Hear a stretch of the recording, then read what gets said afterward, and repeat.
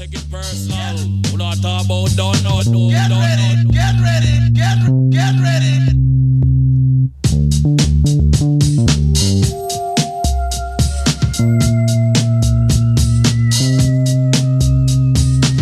He had his arms around me on the dance floor. He told me he wanted to take me home. I told him no, I just wanna dance. Then he said we shall dance. Move it, dip it low, not too slow but fast. You working that dress, I'm in praise. You better than the rest, you pass the taste. That's what he said, that's what he said. I moved around the floor so fast, the room was spinning. I told him to give me a sec to breathe. He led me to the table, asked me did I want some wine. He told me I just want you to relax. Let's drink, let's dance.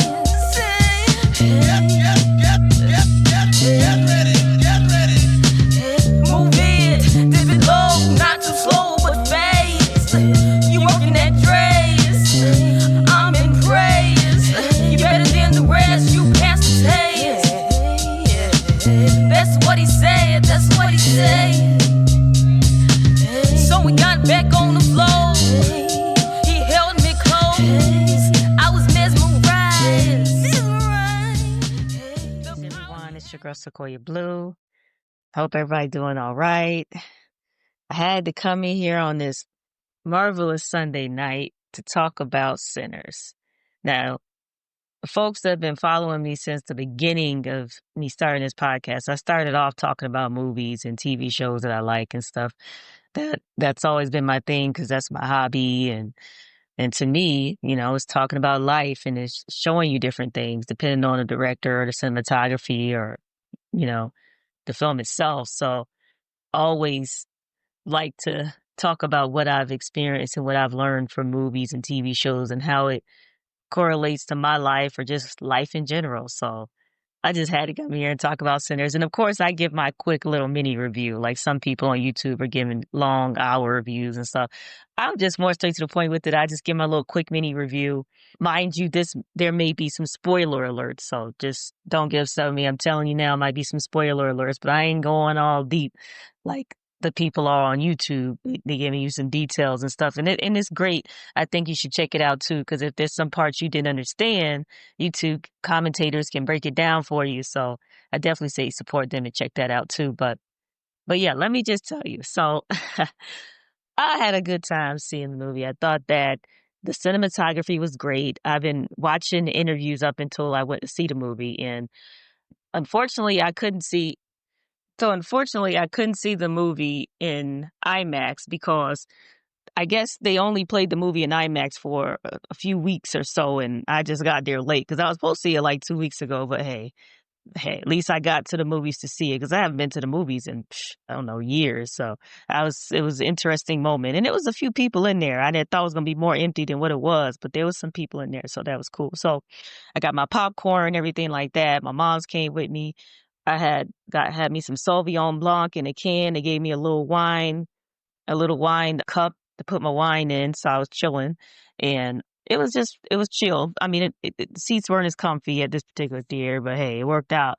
But anyway, without further ado, let me get into the topic at hand. But what I must say is that Ryan Coogler did an amazing job. I think that the cinematography, the vibe, I mean, the whole Jim Crow thing and the storyline that's revolving around music. Now, mind you, this is my opinion only. Everybody gonna see the movie different as far as their own opinion on how they view the movie. I'm just telling you my opinion of the movie and how I view it. And heck, if I watch it a second time, I might have more information, but this is what I've seen the first time for now. So I feel like the music is just like a spiritual symbol. You can, if I'm an artist, people that been listening to me know that I've been singing forever. I mean, we've been doing music since I was like 13 years old. I was singing younger than that, probably at 6 years old, before I even knew that you can even make money in music or anything like that.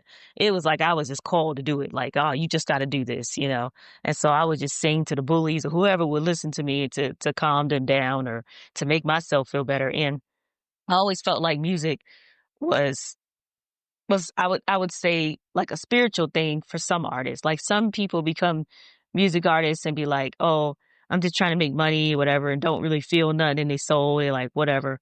And then you have artists that's just, heck, I'll do this for free. I mean, I just like to sing. It's just something coming. And I think when I watched Sinners, it was like watching Sammy's story played by a young man named Miles, which I never heard of him, but there's so many great artists out here and singers that I can't keep up with everybody all the time, but he has a really great soulful voice like he's been here before. So, but, and the first scene when the father's like, hey, you shouldn't, stop playing the devil's music, stop doing this and whatnot. I don't think music is evil, per se, but I do think that it can summon certain spirits if you're not tapped in and you're not able to protect yourself and stuff. And I think that that's what I had got from, Sammy's story and stuff. And the whole theme of just music and how it just draws so much in. And it was like, to me, the point of the film was the music part. It was like the whole premise of it was this music, how it's summoning different spirits and stuff. And when the vampires, the Irish vampires, were playing their music, they were, tapping into their spiritual powers, their music. And somehow, I mean, in my opinion, and I may rewatch it again and get a different idea, but I feel like Sammy was kind of pulling them in, like, summoning them in a way, because they were, getting weaker as Sammy was fighting back, and it was just something that was going on there. And I found that to be interesting, because he was like the fallen angel, I guess, the summoning of these spirits. And it's different opinions on how that could go about, but I do feel like that I felt that energy happening. Like it was almost like he was some type of god or something like that. I can't explain it, and maybe he wasn't, but I just felt like the music is definitely summoning different things, and Sammy was kind of leading it in an unbeknownst way. But at the end of the day, he was able to fight back and get through it. But what I did like was talking about like hoodoo and how, because thing about it is there's so much, people say a lot about hoodoo and stuff like that, and about voodoo or whatever, and say it's evil or this and that. Now, to me, it, voodoo and hoodoo is not evil. It's the person that's doing it. Are they evil? You know what I mean? I think whatever you're doing it for, if you're evil, then it's gonna be evil. You know what I mean? Like it's the same thing with AI, artificial intelligence. Oh well, AI gonna take jobs over and stuff like that. Well, if that person is evil, then AI gonna be evil. Then whatever, because you're the one creating it. As being a tech person as well, we're the ones creating it. So to me, it's the person. And that's just something that involves critical thinking, as far as saying, okay, what makes a thing evil? Because you can say a Christian could be evil, what I mean? Because our Christianity could be evil because the person behind it is doing evil things, right? And one part in the scene when Sammy was in the water and the Irish vampire was, had his hand on his neck and stuff, he was reciting the Bible verse and stuff like that. And the vampire started reciting the Bible verses too. And I think right there, I think that Ryan in a way was trying to say that, yes, have faith and pray and do what you have to do, but do know that evil can still come. Do know that things can still come in and try to come after you, because we're all in a spiritual war, believe it or not. I mean, we're all in a spiritual war, we're in a spiritual battle. And when we think that, okay, I'm good, I just prayed and it's okay, and not be vigilant and stay on your toes, you're going to get hit, And so I think that's what I got from that scene. It was like, okay, you reciting the Bible, and the vampire's like, well, I'm gonna say it with you, and I think that was that turning point where he wanted us to think about how can we be vigilant and not just pray, but also do something too, like in whatever way we can. And so I think that was a pretty cool scene there. It was saying a lot there. And Michael B. Jordan killed it as Smoking Stack. I think he did a great job. I mean, his swagger, everything is on point. I mean, he really put a lot into this role, I can tell. And I was very impressed. You can tell the difference between their mannerisms and stuff. And I think that's important. I think that takes a lot of work to be able to just be someone else, and show that you're this other person and be a twin. And I think that's amazing. And plus I heard that Ryan had a twin consultant come on set and explain how it is being a twin. And I thought that was amazing too, because you get to see learn the synergy between twins. How can they have this connection with each other, psychic connection or whatever. And I thought that was amazing because it adds more fruit into the soul to the show, and I thought that was amazing. And yeah, the whole scene, I mean, everything was so great. I mean, I think the acting was great. I love vampires. I like horrors and stuff like that. And it just it just makes me appreciate good art again, because I'm not saying there's not any other good films, because I'm always watching different things. Like I said, it's one of my hobbies to chill, sit back and watch a show and stuff and see what I can get from it. But has been one of the best movies I've seen in a long time, since Get Out and The Matrix and stuff like that. I mean, it has been one of the best. I think that Ryan did his thing. I'm so proud of him. And I hope other, especially Black filmmakers, that feel like they can't do it. I hope this is a like inspiration, to go out and try the best you can, because it's not going to be easy. And he said it wasn't easy, and it's about choices too, especially young filmmakers out there making the right choices and getting with the right people, dating the right people. Cause when he was in college, he met his wife, his wife now, and he met her in college, and she helped him. She bought him this software to be able to create scripts with. And I can't remember the name of the software, but that software is still out now, but we have AI now to help out. But the whole point is that he had the right girlfriend there in college to help him get there. So I think it's important to also take in, to be careful who you hang around with, be careful who you're dating, and find your own journey. And so what I want to say is that go support Sinners is really good. Like I said, everything was just perfect. The fighting scenes were amazing. The script was amazing. Everything was timely. I liked the soul in the scene when everybody was dancing in the club. I like seeing the different dancers from different times. And I really think he was trying to show that everything is connected. There's nothing new under the sun. Everything's connected in its own way. And it's just it's like everything is happening all at once. Like we think, oh, this is gone. This was in 1900s, and now we're doing music this way. Well, everything is still there. Everything is happening everywhere all at once. Like that movie. That was another good movie too. Everything Everywhere All at Once. Check that out. That was really good. But everything is definitely happening everywhere all at once. So all I know is that with music, you do music for you, but don't sell your soul for it. And that's what I feel about that. And I love the blues, the bringing back the blues energy and the guitar, and that was amazing, because a lot of the, like I said, nothing has ever went away, but I think history kind of is repeating itself, is showing itself even more, even though it has never left. But it's like things are coming back into fruition. People are yearning for that soul again, that down home soul. And that's what that music provided. It was that blues where you can sit with a glass of whiskey and just put your head down, listen, and or go and zone out into another dimension. And I think that was great. It was a great tribute to the blues, if you will. And I like towards the end when Sammy, grows old and he's playing, he's playing at this bar and stuff, and then Smoke comes in and he's it might have been Stack, but it one of the twins. Look, Smoker Stack, one of the twin that lived, that's a vampire. He came in and he's basically saying, "Hey, Stack told me not to kill you, so that's why I'm not messing with you. That's why I'm not doing anything to you."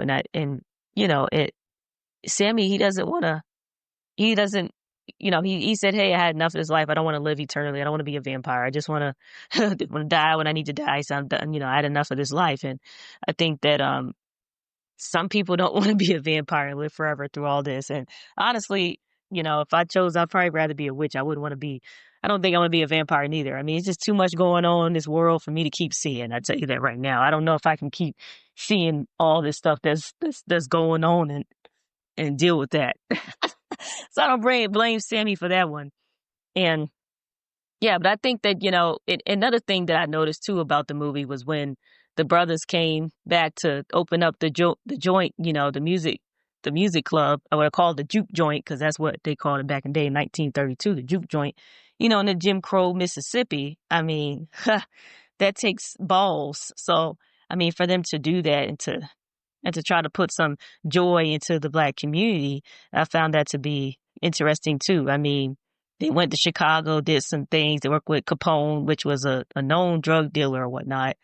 And, and they did some gambling and stuff. And they came and took all that money and said, "Hey, we're going to open up this juke joint. We're going to open up this blues bar and do our thing." And they just didn't expect all this stuff to happen. They just didn't expect the vampires to come on the scene and all this stuff to happen and lose all these people that are in your soul. But it just says a lot about spiritual warfare and about keeping your head on the swivel and being careful who you trust and whatnot. And yeah, I mean, I think it was just an amazing movie, and the stuff that Black people had to go through is still going through is crazy. The strength that they have to still be able to dance and have joy, despite having to pick cotton and not get paid much and stuff like that. And Smoke and Stack bringing this juke joint gave them some possible joy, some possible upliftment that they just didn't really have much of, because you're out there picking cotton and stuff. And then if you try to do something, then the KKK will kill you. I mean,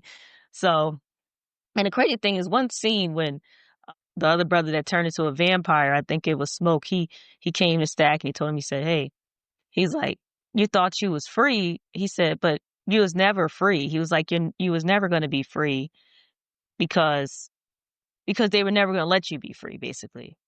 And that part hit my soul because I feel like as a woman in America, you're never really free. Like, yeah, we're not picking cotton and we're not in slavery, but you're not free, you know what I mean? And it still rings true to today, even though that was 1932, because the white Irish vampire told him, he said, "Hey, my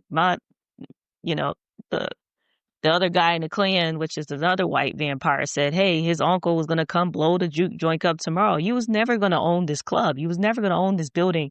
And, I think Stack didn't think about that. And he's like, dang, but at the same time, it's like he tried, and then when he realized it, he said, well, dang, but yeah, freedom is something else, and it's just not. It's definitely not here. It's never going to be here, especially for a Black person. And I think that that really hit hard, and that probably hit a lot of people's souls that thought about it, that want freedom and want certain things to be fair. So, I mean, I say 10 out of 10 for that. I did not get to see it in IMAX, although disappointing, but hey, I still got into the movies to see it, and I had a good time, and I cried a little bit. I laughed. There was some comedic scenes and whatnot, and it was just great. I had a tough week, so it was really great to be able to go and do something and that can inspire me to continue my music and doing what I do, because like I said to maybe I probably said this a few episodes ago. Basically, I'm doing music for me now, and anybody that resonates, I'll put it out there for anybody that resonates. Anybody want to pick it up, fine. But I'm doing it for the future. Someone in, I don't know, year 3000 or whatever is going to be like, oh, who was that girl that sung that song? This was cool. And I think that that's what keeps me going, and also spiritual. I feel like music is definitely very spiritual. That's that's why it's so much going on in industry, because music is spiritual. It taps you into certain frequencies, and movies are too. Don't get me wrong, movies are spiritual too. That's why some people don't like watching horror movies and whatnot, but music is definitely a spiritual experience, especially for the real artists. Like I said, from the womb to the tomb for me, music calls me all the time, and every song ain't always about me. It might be something that just popped up in my head or a movie I watched. So it's just one of those things. And also just, I think with blues music, it just, I don't know, it just feels more freeing, the type of style of music, and breaking the rules, and following and singing from your soul, and whatever way that may land. And just, it's an amazing feeling. And I think that artists will walk out feeling inspired. The ones that are spiritually connected to music, not just for the money, but just connected, they're going to come out feeling like a new person, and maybe reevaluate why they do music, and really tap in and start doing some tunes they really want to do before they leave this earth. So I just want to say it was a great horror. It was telling you different things. You got the Jim Crow, you got the spiritual side, you got the vampires, and you got a twin connection. You got a connection. You got a love connection too, because the connection between, I can't even remember the all the character names right now, but the love connections were strong, especially with Smoke and the black lady that played the hoodoo that was doing the hoodoo. I can't remember her name right now, y'all, so don't beat me up, but it was amazing. I think her name is Rooney or Winnie, but just, it was just amazing, that scene, their love connection, and how their love transcended after life, and I think that some relationships do have that spiritual connection where you just feel like, dang, we just connected. And it's very rare, but it is there. And I thought that was a great thing to show that love is still there. Love can still be out there for people. And it shows that spiritual side of love. So I thought that was an amazing thing to put in. So anyway, y'all, I just had to come in here and just and talk about this. And I have so much to talk about that I haven't really jumped on about. So I am trying to get caught up. Oh, and check out the store now. So go to BluAlchemistPodcast.com. We have some cool merch. You can rock my merch. It helps support the podcast. It helps support the equipment that I buy to push the show and everything I'm doing. So if you want to go get a cool shirt, represent Blu Alchemist Podcast, you can wear it. And also that promotes the show too. If you walk around wearing my shirt, get your swag on. You got the swag on, you can promote my shirt, and that'll be great. So just go to Blu Alchemist Podcast and look for store, and just pick up your merch and support your girl. And I want to say thanks everybody for supporting me. Please keep spreading the message, and let me know what you think. Write some reviews on Apple, and help us grow, help me grow. And I just want to say thank you, everybody, and stay safe out there, stay awake, and stay curious. All right. Me to paradise, paradise. I broke away and ran out the club confused. I drove home going 90 on the freeway. The whole time I saw his eyes glaring back at me, back at me. Move it, dip it low, not too slow but fast. You working that grace, I'm in praise. You better than the rest, you passed the test. That's what he said, that's what he said.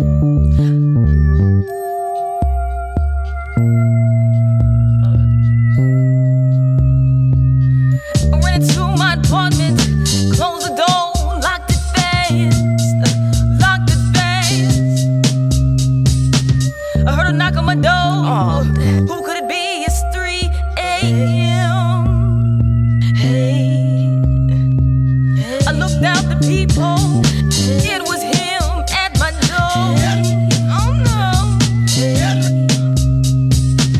Saying I wanna dance, I wanna dance. Get ready. Move it, dip it low, not too slow but fast. You working that dress, I'm in praise.